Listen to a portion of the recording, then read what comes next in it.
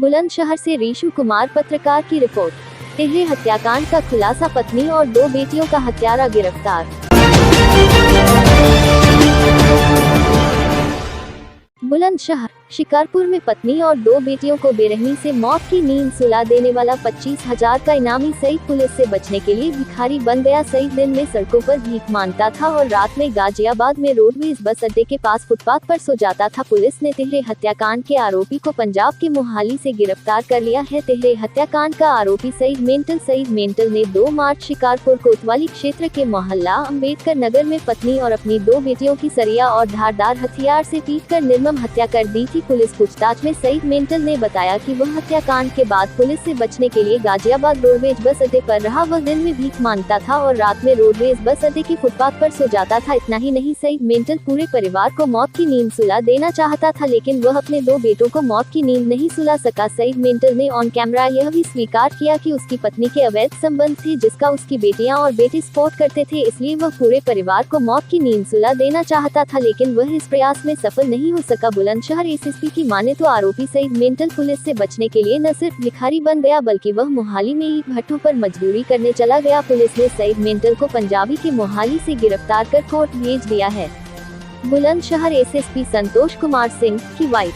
25,000 का इनामी गिरफ्तार किया गया है सर, कहाँ से गिरफ्तारी हुई है?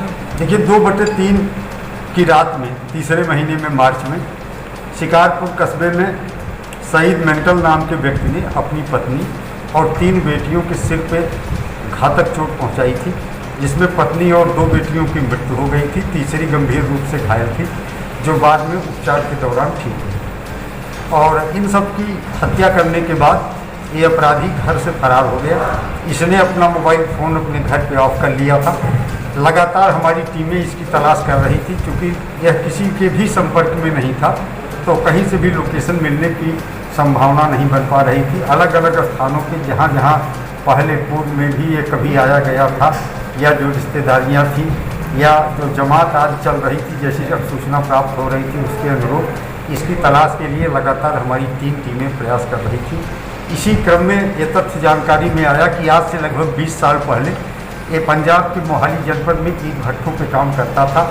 उस अनुसूचना को विकसित करते हुए हमारी टीम मोहाली पंजाब में लगाई गई और वहाँ पर ये एक सनी कंस्ट्रक्शन का काम चल रहा था। बिल्डिंग आज बन रहे थे, वहाँ पे लेबर के रूप में काम कर रहे थे और वहाँ से पुलिस के द्वारा इन्हें गिरफ्तार किया। सर, इस बीच में कहाँ रहे?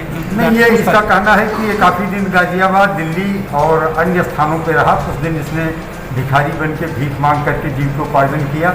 बाद में ये मोहाली चला गया, जहाँ पहले ईंट भट्ठों पे काम करता था।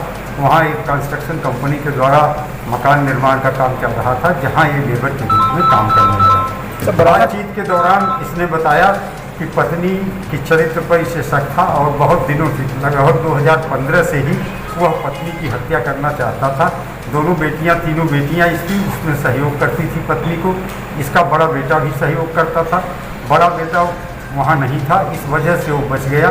तो इसको अपने किए पे कोई पछतावा नहीं है। फिलहाल हम लोगों ने इसे गिरफ्तार कर लिया है, जेल भेज रहे हैं और वैधानिक कार्रवाई अदालत की है। बरामद की क्या है? नहीं, सिक्का जो जिस छड़ से इसने हत्या की थी और लोहा के डंडा और धारदार हथियार, वो उसी समय मौके से बरामद हो गया।